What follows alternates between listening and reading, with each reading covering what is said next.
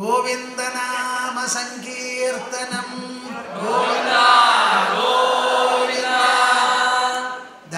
വളരെ ശ്രദ്ധിക്കണം വിദ്യാർത്ഥിനികളെ. നിങ്ങളെല്ലാവരും കൂടി ഇവിടെ വൈകുണ്ഠം രചിച്ചിരിക്കുകയാണ്. ചതുർഭുജധാരിയായ മഹാവിഷ്ണുവിൻ്റെ സാന്നിധ്യത്തിൽ 10,500 കുട്ടികൾ ഒന്നിച്ചുകൂടി കേരളത്തിൻ്റെ ചരിത്രത്തിൽ തന്നെ ഒരു പക്ഷേ ആദ്യമായി വിഷ്ണു സഹസ്രനാമ സംയുക്ത ജപാനുഷ്ഠാനം നടത്താൻ പോവുകയാണ്. ഇത് തികച്ചും ഒരു തപസ്സാണ്, ഒരു യജ്ഞമാണ്. മനുഷ്യന് ചെയ്യാൻ സാധിക്കുന്നതിൽ വെച്ച ഏറ്റവും കവിഞ്ഞതും ഉത്കൃഷ്ടവും ഉത്തുംഗവും അമൂല്യവുമായ ഒരു അനുഷ്ഠാനമാണ്. അതർഹിക്കുന്ന ശുദ്ധിയോടുകൂടി നിങ്ങൾ നടത്തുന്നത് കാണാൻ മഹാവിഷ്ണു അടക്കം വിൺവാസികളെല്ലാവരും തയ്യാറായി ഉപരിലോകത്തിൽ നിൽക്കുകയാണ്.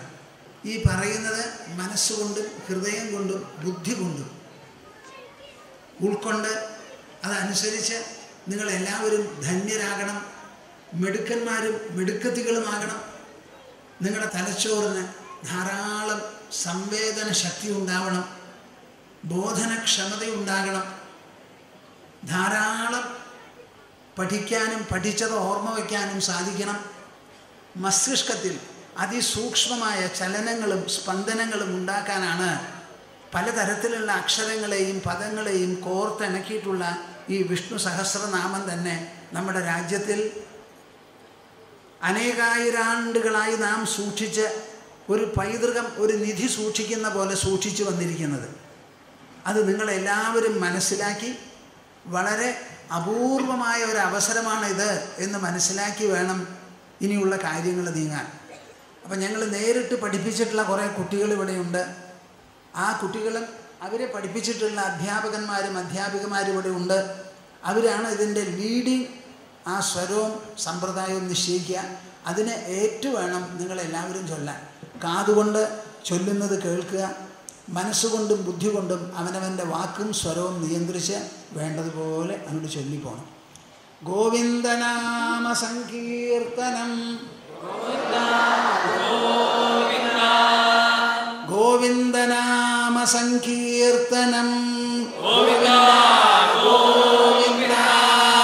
നമഃ പാർവതീപതയേ.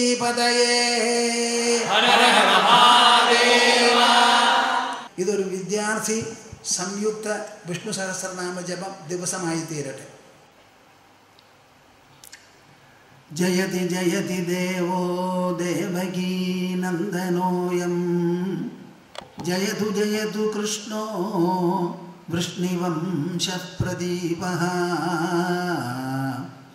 ജയതി ജയതി മേഘശ്യാമലഃ കോമലാംഗോ.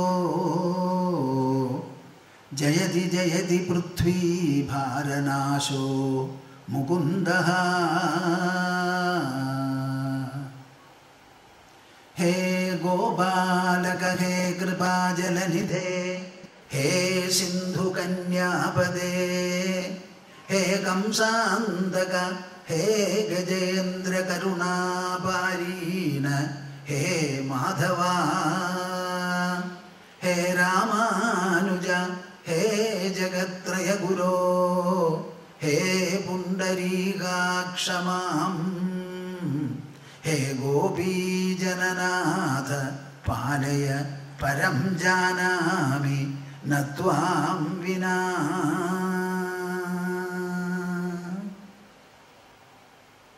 ഹരി ഹരി ഹരി. ഓ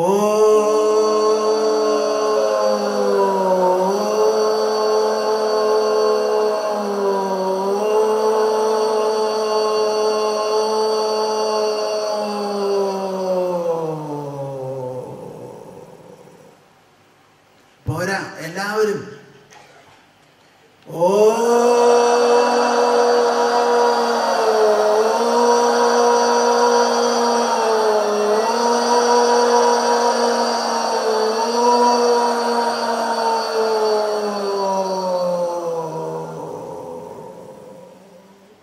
നന്നായി, പക്ഷെ പോരാ. മുഴുവനും മൂന്നാമത്തത് ഓ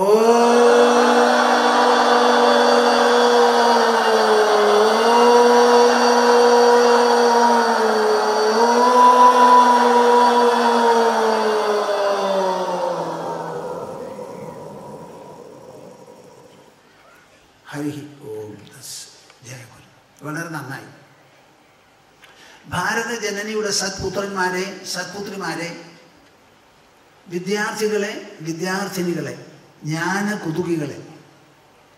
വിദ്യാർത്ഥി എന്നുള്ള വാക്കിന് തന്നെ അർത്ഥം വിദ്യയെ അർത്ഥിക്കുന്നവൻ അല്ലെങ്കിൽ അർത്ഥിക്കുന്നവൾ എന്നാണ്. വിദ്യ എന്ന് പറഞ്ഞാൽ പഠിപ്പ്, അറിവ്, ജ്ഞാനം. അത് അർത്ഥിക്കുക എന്ന് പറഞ്ഞാൽ തേടുക, അന്വേഷിക്കുക, തിരഞ്ഞു നോക്കുക, അതിനുവേണ്ടി കിണഞ്ഞ് പരിശ്രമിക്കുക. അങ്ങനെ വിദ്യ അർത്ഥിക്കാൻ വേണ്ടി ആദ്യത്തെ 5 വയസ്സ് മുതൽക്ക് ഒരു 20-25 വയസ്സ് വരെയുള്ള കാലം മനുഷ്യ ജീവിതത്തിൽ ഒഴിഞ്ഞു വെച്ചിരിക്കുകയാണ്. ആ സമയത്ത് കുട്ടികൾക്ക് വിദ്യ പഠിക്കുക എന്നുള്ളത് മാത്രമേ ഒരു ജോലിയുള്ളൂ. അവർക്ക് കഴിക്കാനുള്ള ഭക്ഷണം, താമസിക്കാനുള്ള സ്ഥലം, ധരിക്കാനുള്ള വസ്ത്രം എല്ലാം അച്ഛനമ്മമാർ കൊടുക്കും. അതെല്ലാം അനുഭവിച്ചുകൊണ്ട് പിൽക്കാലത്തേക്ക് വേണ്ടി വരുന്ന ആ സമ്പത്ത് നമുക്ക് ഉണ്ടാവാൻ വേണ്ടി നല്ല പോലെ പഠിക്കുക എന്നതാണ് ഉദ്ദേശം. എന്നാൽ ഈ വിദ്യ ആർജിക്കുന്നതും പഠിക്കുന്നതും ആരാണ്, എവിടെയാണ് എന്നുള്ളതിനെ കുറിച്ച് ആരും ആലോചിക്കാറില്ല. നമുക്ക് കാണാൻ കണ്ണുണ്ട്, പിടിക്കാൻ കൈയുണ്ട്, നടക്കാൻ കാലുണ്ട്, കേൾക്കാൻ ചെവിയുണ്ട്. ഇതൊക്കെ ദേഹത്തിൻ്റെ അംഗങ്ങളാണ്. ദൈഹികമായ പ്രവൃത്തികൾ ചെയ്യാനാണ്, ഐന്ദ്രിയ പ്രവൃത്തികൾ ചെയ്യാനാണ് ഈ അവയവങ്ങൾ. ഈ അവയവങ്ങൾക്ക് സ്വന്തമായി പ്രവർത്തിക്കാൻ പറ്റില്ല. അവയെ പ്രവർത്തിപ്പിക്കാൻ വേണ്ടി മനസ്സും ബുദ്ധിയും വേണം. ഈ മനസ്സും ബുദ്ധിയും എവിടെയാ എന്ന് ചോദിച്ചാൽ നിങ്ങൾ ആരും എന്നോട് പറയില്ല ഇന്ന സ്ഥലത്താണെന്ന്. പക്ഷെ എല്ലാവരും സമ്മതിക്കും നമുക്കൊരു മനസ്സുണ്ട്, ഒരു ബുദ്ധിയുണ്ട് എന്ന്. ആ ബുദ്ധിയാണ് നമ്മുടെ കഴുത്തിന് മീതെയുള്ള തലയിൽ, തലച്ചോറിലുള്ളത്. ആ ബുദ്ധി അനങ്ങണതോ സ്പന്ദിക്കുന്നതോ ചലിക്കുന്നതോ നമുക്ക് കാണാൻ പറ്റില്ല. എന്നാലോ അത് ചലിക്കുന്നില്ലേ, സ്പന്ദിക്കുന്നില്ലേ ഉണ്ട്. ആ ബുദ്ധിയുടെ സ്പന്ദനം കൊണ്ട് വേണം നമുക്ക് അറിവുണ്ടാവാനും അനുഭവങ്ങൾ ഉണ്ടാവാനും അനുഭവങ്ങളെ അറിവായി, ഓർമ്മയായി രൂപാന്തരപ്പെടുത്താനുമെല്ലാം ഈ തലച്ചോറാണ് നമുക്ക് ആവശ്യം. ആ തലച്ചോറിൽ നടക്കുന്ന പ്രയത്നമുണ്ടല്ലോ, ആ പ്രയത്നമാണ് വിദ്യയ്ക്ക് പ്രധാനമായിട്ടുള്ളത്. അപ്പോൾ ഒരു മനുഷ്യന് വിദ്യ സമ്പാദിക്കണം എന്നുണ്ടെങ്കിൽ നമ്മുടെ മസ്തിഷ്കം, തലച്ചോറ് വളരെ കാര്യക്ഷമമായി, സംവേദനക്ഷമമായി, സെൻസിറ്റീവായി പ്രവർത്തിക്കണം. അങ്ങനെ പ്രവർത്തിപ്പിക്കാൻ ദേഹത്തിൻ്റെ അവയവങ്ങൾ എങ്ങനെ വ്യായാമങ്ങൾ കൊണ്ട് കൂടുതൽ സമ്പുഷ്ടമായി ആരോഗ്യപുഷ്ടമാകുന്നുവോ അതേമാതിരി നമ്മുടെ ബുദ്ധിയെയും ആലോചിപ്പിച്ച് ബുദ്ധി വ്യായാമം കൊണ്ട് നമുക്ക് ബുദ്ധിക്ക് സൂക്ഷ്മത കൂടും. പ്രയത്നം കൊണ്ട് മണ്ടന്മാർ പോലും വലിയ ബുദ്ധിമാന്മാരാവും. കാളിദാസനായിരുന്നു ലോകത്തിലുള്ള ഏറ്റവും പടുവിഡ്ഢി. ഒരു മരത്തിൻ്റെ കൊമ്പത്ത് അങ്ങ് തടിയിൽ നിന്ന് അകന്നിരുന്ന് തടിയുടെ അവിടെ മുറിക്കാൻ പുറപ്പെട്ട പടുവിഡ്ഢിയാണ് ഈ കാളിദാസൻ. ആ കാളിദാസനാണ് ദേവീഭക്തിയും ദേവീഭജനവും കൊണ്ട് നിത്യസ്മരണീയനായ ഒരു മഹാകവിയായി തീർന്നിരിക്കുന്നത്. അപ്പം നമുക്ക് പ്രയത്നം കൊണ്ട് എല്ലാവർക്കും നേരെയാവാൻ സാധിക്കും. ആ പ്രയത്നം എങ്ങനെ വേണം എന്ന് പറഞ്ഞാൽ നിങ്ങൾ സ്കൂളിലേക്കും കോളേജിലേക്കും ഒക്കെ പോകുന്നുണ്ട്, അവിടെ പഠിപ്പിക്കുന്നുണ്ട്, ഒക്കെ സമ്മതിച്ചു. പക്ഷേ പഠിക്കാനുള്ളത് നിങ്ങളുടെ ബുദ്ധിയാണ്. ആ ബുദ്ധിയെ ഒന്ന് ഇളക്കി മറിച്ച് അതിൽ കൂടുതൽ സൂക്ഷ്മതയും പ്രകാശവുമെല്ലാം വരുത്താൻ വേണ്ടി അക്ഷരശുദ്ധി നമുക്ക് ആവശ്യമാണ്. പദസൗഷ്ഠവം ആവശ്യമാണ്. നമ്മുടെ ഓർമ്മയെ പോഷിപ്പിക്കുക, സ്മൃതി പോഷണം. ബുദ്ധിക്ക് കൂടുതൽ സൂക്ഷ്മത ഉണ്ടാവുക. 2ഉം 3ഉം കൂടിയ അത്രയാ 5. 10നെ 25 കൊണ്ട് പെരിക്കാൻ 250. a+b² = a² + b². അങ്ങനെയൊക്കെ പറയാനുണ്ടല്ലോ. ഇതൊക്കെ പറഞ്ഞ് ശേഖരിച്ചു വയ്ക്കുന്നത് നമ്മുടെ മനസ്സാണ്, ബുദ്ധിയാണ്. ആ ബുദ്ധി കൂടുതൽ പ്രവർത്തനക്ഷമമാവാൻ വേണ്ടി ഏറ്റവും വിശേഷപ്പെട്ട ഒരു കാര്യം നമുക്ക് ചെയ്യാൻ സാധിക്കുന്നതാണ് വിഷ്ണു സഹസ്രനാമം. ആ 1000 നാമത്തിൽ പല വിധത്തിലുള്ള അക്ഷരങ്ങളുമുണ്ട്, പദങ്ങളുണ്ട്. അക്ഷരങ്ങളെയും പദങ്ങളെയും കൂടി യോജിപ്പിച്ചിട്ടുണ്ട്. നമുക്ക് മലയാളത്തിൽ 51 അക്ഷരം, സംസ്കൃതത്തിൽ 48ആണ്. ആ 48 അക്ഷരം എത്ര ഭംഗിയായി നമ്മൾ ചിട്ടപ്പെടുത്തിയിട്ടുണ്ട് എന്നറിയോ? ഖരം, അധിഖരം, മൃദു, ഘോഷം എന്നൊക്കെ പറയും. അപ്പം ഈ പറയുന്ന അക്ഷരങ്ങളെ നിങ്ങൾക്ക് വേണ്ടതുപോലെ ഉച്ചരിക്കാൻ സാധിക്കുന്നുണ്ടോ എന്ന് നിങ്ങൾ തന്നെ ശ്രദ്ധിച്ചു നോക്കൂ. വിഷ്ണു സഹസ്രനാമം ചൊല്ലുമ്പോൾ നാവ് കൊണ്ട് ശബ്ദം പുറത്തു വരണം, ചെവി കൊണ്ട് കേൾക്കണം, ബുദ്ധി കൊണ്ടും മനസ്സുകൊണ്ടും ആലോചിച്ച് ഞാൻ പറയുന്നത് ശരിയാവുന്നുണ്ടോ എന്ന് നോക്കി തിരുത്തി നിങ്ങൾ ജപിക്കാൻ തുടങ്ങിയാൽ വളരാൻ പോകുന്നത് നിങ്ങളുടെ ബുദ്ധിയാണ്. കഴിഞ്ഞ പരീക്ഷയ്ക്ക് 60 മാർക്ക് കിട്ടിയാൽ അടുത്ത പരീക്ഷയ്ക്ക് ചുരുങ്ങിയത് 68എങ്കിലും കിട്ടും. 1 മണിക്കൂർ കൊണ്ട് നിങ്ങളൊരു പാഠമോ എന്തെങ്കിലും ഒരു വിഷയം പഠിക്കാൻ പുറപ്പെട്ടിട്ടുണ്ടെങ്കിൽ വിഷ്ണു സഹസ്രനാമമൊക്കെ ചൊല്ലി വേണ്ടതുപോലെ അക്ഷരശുദ്ധിയും ഓർമ്മയും ആ 1000 നാമങ്ങൾ നമുക്ക് കാണാതെ ഒരൊറ്റ ഇരുപ്പിൽ ഇരുന്ന് ചൊല്ലാൻ സാധിക്കുന്നു എന്നാൽ 1 മണിക്കൂർ കൊണ്ട് പഠിച്ചിരുന്ന പാഠങ്ങൾ 30 മിനിറ്റിലില്ലെങ്കിലും 40 മിനിറ്റ് കൊണ്ട് നിങ്ങൾക്ക് പഠിക്കാൻ സാധിക്കും എന്നുള്ളതാണ് ഇതിൻ്റെ വിശേഷം. പല വിധത്തിലുള്ള ആശയങ്ങൾ, ഭാവങ്ങൾ, ഇതെല്ലാം രചിക്കുന്നതിൻ്റെ സ്രോതസ്സാണ് നമ്മുടെ തലച്ചോറ്. ആ സ്രോതസ്സിലേക്ക് നിങ്ങൾക്ക് കടന്നു കയറാൻ ഒരു വഴിയുമില്ല. കാണുന്നത് കണ്ണാണ്, കേൾക്കുന്നത് ചെവിയാണ്, ശ്വസിക്കുന്നത് മൂക്കാണ്. ഇതൊന്നും തലച്ചോറിൻ്റെ അവിടേക്ക് ആശയരൂപത്തിൽ ചെല്ലില്ല. അങ്ങനെ ചെല്ലാനുള്ള ഒരൊറ്റ വഴി വിഷ്ണു സഹസ്രനാമം, ആ 1000 നാമങ്ങളാണ്. ഒരു 20-25 മിനിറ്റാണ് വിഷ്ണു സഹസ്രനാമം ജപിക്കാൻ നമുക്ക് ആവശ്യം. അങ്ങനെ ജപിച്ചുകൊണ്ടിരിക്കുന്നവർക്ക് എന്തെല്ലാമാണ് ഗുണമുണ്ടാവുക എന്ന് ചോദിച്ചാൽ നമ്മുടെ ശാസ്ത്രം മഹാഭാരതം എന്ന ഇതിഹാസത്തിൽ അനുശാസന പർവ്വത്തിൽ പറയുകയാണ്, രോഗാർത്തോ മുച്യതേ രോഗാത് ബദ്ധോ മുച്യേത ബന്ധനാത് ഭയാൻ മുച്യേത ഭീതസ്തു മുച്യേതാപന്ന ആപദഃ. അത്യന്ത രോഗം പിടിപെട്ടിട്ടുള്ള ആള് ആ രോഗത്തിൽ നിന്ന് മോചനം കിട്ടും.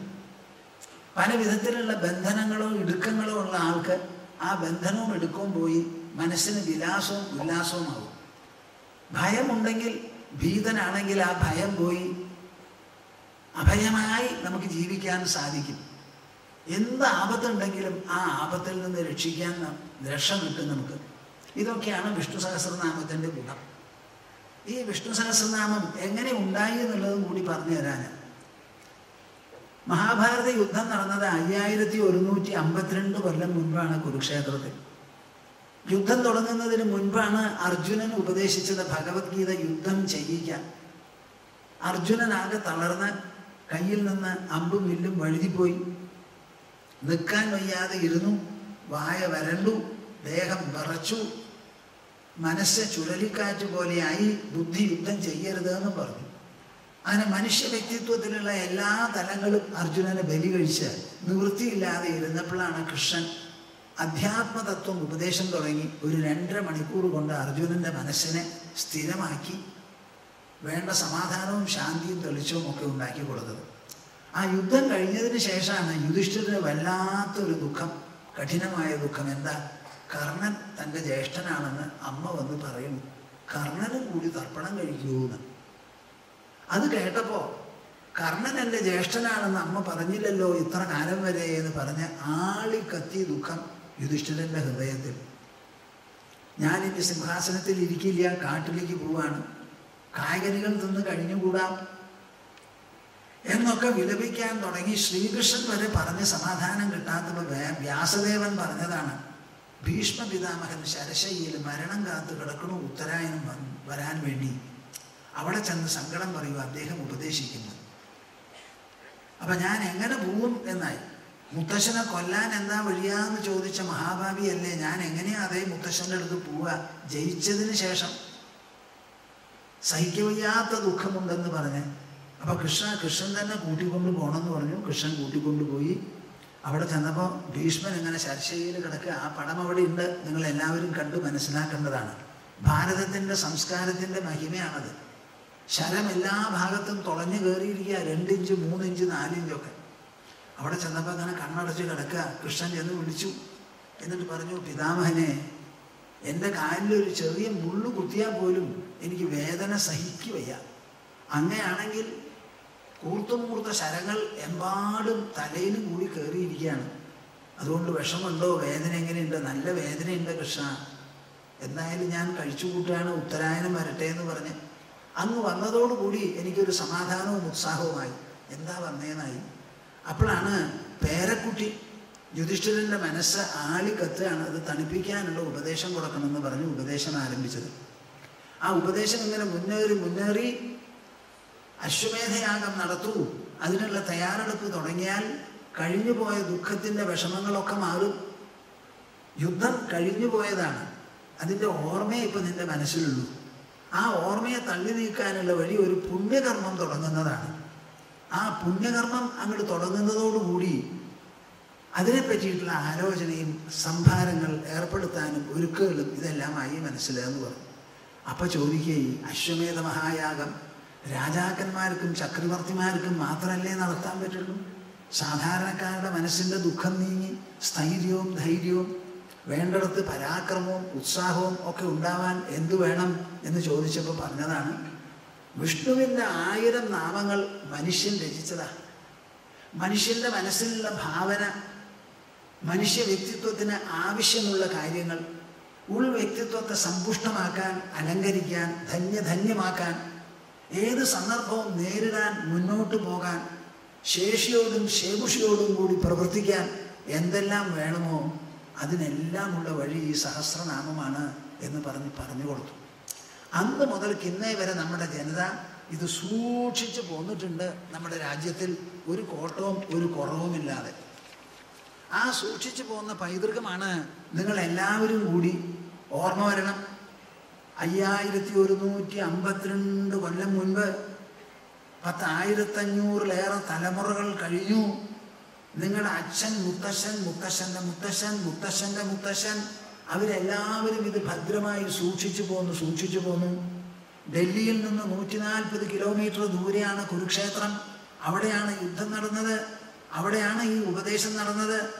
ആ സ്ഥലത്തിൽ നിന്ന് അത് ഭാരതത്തിൻ്റെ കോണായ കോണുകൾക്ക് മുഴുവൻ വ്യാപിച്ച് എല്ലാ ദിക്കിലും നിറഞ്ഞ് ഇന്നും നമ്മുടെ മുൻപിൽ വന്നിട്ടുണ്ട്. നോക്കൂ, നിങ്ങളെ കാണുമ്പോൾ നിങ്ങളുടെ പൂർവികർക്കും നമ്മുടെ മുൻ തലമുറയിൽപ്പെട്ട എല്ലാവർക്കും, ഭീഷ്മൻ, അർജുനൻ, കൃപാചാര്യൻ, പാണ്ഡവന്മാരെല്ലാവരും, അവർക്കെല്ലാവർക്കും ഇതിൽ വലിയ ഒരു പുളകം ചാർത്താനുള്ള ഒരു സന്ദർഭമാണത്. അന്ന് നിങ്ങൾക്ക് പറഞ്ഞു തന്നത് വേദവ്യാസ മഹർഷി രേഖപ്പെടുത്തി, ആ രേഖപ്പെടുത്തിയത് ഭദ്രമായി സൂക്ഷിച്ച് നമ്മൾ ഇതുവരെ വന്നിരിക്കണം. അതാണ് ഞങ്ങളിതാ ചൊല്ലാൻ പോകുന്നത് എന്ന് പറയുമ്പോൾ, ഇത്രയും കാലം ഇങ്ങനെ ഒരു പൈതൃകം, ലിഖിത പൈതൃകം സൂക്ഷിച്ചു പോകുന്ന ഒരു ജനത ലോകത്തിൽ ഒരു സ്ഥലത്തുമില്ല, ഭാരതത്തിൽ മാത്രമേ ഉള്ളൂ.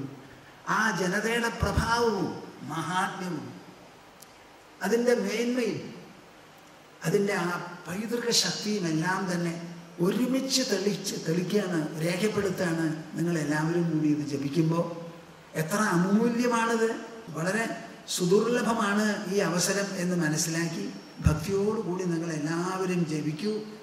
നിങ്ങൾക്ക് പരീക്ഷയ്ക്ക് പോകുമ്പോൾ ഒരിക്കലും നെർവസ്നെസ്, സംഭ്രമം ഉണ്ടാവരുത്. ചോദ്യക്കടലാസ് ഒരു തവണ വായിക്കുക, പരിഭ്രമം തീർന്നില്ലെങ്കിൽ 2ാമത് വായിക്കുക, 3ാമത് വായിക്കുക. അപ്പോഴേക്കും പരിഭ്രമമൊക്കെ പോകും. എന്നിട്ട് അറിയുന്ന ചോദ്യങ്ങൾ സ്ഫുടമായി ഭംഗിയായിട്ട് എഴുതുക. പഠിച്ചതല്ലേ എഴുതാൻ പറ്റുള്ളൂ, കൂടുതൽ എഴുതാൻ പറ്റില്ലല്ലോ. കുട്ടികൾ പരീക്ഷ എഴുതാൻ വിഷമിക്കണമെന്ന് പറയുമ്പോൾ എന്നോട് വന്ന് പറഞ്ഞു കൊടുക്കാൻ പറയും. ഞാൻ അവർക്ക് ചില വിദ്യകളൊക്കെ പറഞ്ഞു കൊടുക്കാറുണ്ട്. അതുകൊണ്ട് നിങ്ങൾക്ക് പരിഭ്രമമില്ലാതെ ഉള്ളത് പ്രകടമാക്കാനും പോരാത്ത വിദ്യ ഭംഗിയായി ശേഖരിച്ച് സൂക്ഷിക്കാനും എല്ലാറ്റിനുമുള്ള ശക്തി ഉണ്ടാവട്ടെ. ശരശയ്യയിൽ വേദന അനുഭവിച്ച് കിടക്കുന്ന ഭീഷ്മ പിതാമഹനാണ് ഈ ഉപദേശം കൊടുത്തതെന്ന് നിങ്ങൾ മനസ്സിലാക്കണം. വെറും മണ്ണിൽ ശരശയ്യയിൽ കിടക്കുന്ന ഭീഷ്മൻ ദേഹം മുഴുവനും ശരം നിറച്ചിരിക്കുമ്പോഴും ബുദ്ധിക്കൊരു കോട്ടവും വരാതെ, ഒരു കുറവ് വരാതെ, ഒരു തളർച്ച തോന്നാതെ, ഓർമ്മക്ക് സ്വല്പമെങ്കിലും പോയി പോകാതെ 1000 നാമങ്ങൾ തൻ്റെ തലയിൽ നിന്ന് വായിലൂടെ അങ്ങോട്ട് പറഞ്ഞു കൊടുത്തു ആ മഹാത്മാവ്, മഹാപുരുഷൻ. അതേമാതിരി ഒരു പ്രഭാവം നിങ്ങൾക്ക് എല്ലാവർക്കും ഉണ്ടാവട്ടെ. എൻ്റെ പൊന്നുകുട്ടികളെ, നിങ്ങൾ വളരെയധികം ധന്യരാണ്. കേരളത്തിൻ്റെ ചരിത്രത്തിൽ തന്നെ ഒരുപക്ഷെ ഇതം പ്രഥമമാണിത്. ഇത്രയധികം കുട്ടികൾ പരമപവിത്രമായിരിക്കുന്ന നൈമിഷാരണ്യം സത്രശാലയിൽ അവർക്ക് വേണ്ടി പ്രത്യേകം ഒരു മധ്യാഹ്നം ഒഴിഞ്ഞിട്ട് എല്ലാവരും കൂടി വന്ന് ഇരുന്ന് വിഷ്ണു സഹസ്രനാമം ജപിക്കുക എന്ന് പറഞ്ഞാൽ ഇതിലേറെ വലിയ ഒരു കാര്യം നമുക്ക് നേടാനോ കാഴ്ചവെക്കാനോ ഇല്ല. ഭാരത ജനനി പുളകം കൊള്ളുന്ന വിശേഷപ്പെട്ട ഒരു പുണ്യ ദിവസമാണിത്. ഇമാതിരി ദിവസങ്ങൾ കൂടുതലുണ്ടാകട്ടെ.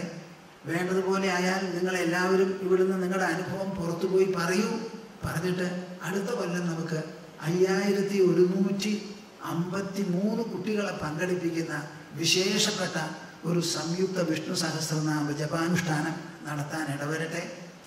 കേരളത്തിലുള്ള കുട്ടികൾ 1,00,000 കുട്ടികളെ ഈ വിഷ്ണു സഹസ്രനാമം പഠിപ്പിച്ച് വിവിധ തലത്തിൽ മത്സര പരീക്ഷകൾ നടത്തി അവസാനം കനപ്പെട്ട ഒരു സംസ്ഥാന വ്യാപകമായ മത്സരം നടത്തി ഗണ്യമായ സമ്മാനവും അഭിനന്ദനങ്ങളും നൽകണം എന്നൊരഭിപ്രായം നമ്മുടെ മനസ്സിലുണ്ട്. അതും സഫലമാകട്ടെ. അതിനൊരു നാന്ദി കുറിച്ചുകൊണ്ട് വന്ന നിങ്ങളെ എല്ലാവരെയും ഞാൻ ഭാരത ജനനിയുടെയും ഭാരത സംസ്കാരത്തിൻ്റെയും നമ്മുടെ വിശേഷപ്പെട്ട ഭഗവത്ഗീത, വിഷ്ണു സഹസ്രനാമം എന്നീ പൈതൃകത്തിൻ്റെയും പേരിൽ ഞാൻ അഭിനന്ദിക്കുന്നു. മനസ്സ എല്ലാവരെയും ആലിംഗനം ചെയ്ത് അനുഗ്രഹിക്കുന്നു. നമ്മൾ ജപം തുടങ്ങായി. ഗോവിന്ദനാമ സങ്കീർത്തനം ഗോവിന്ദ ഗോവിന്ദ. നമഃ പാർവതീപതയേ ഹര ഹര മഹാദേവ.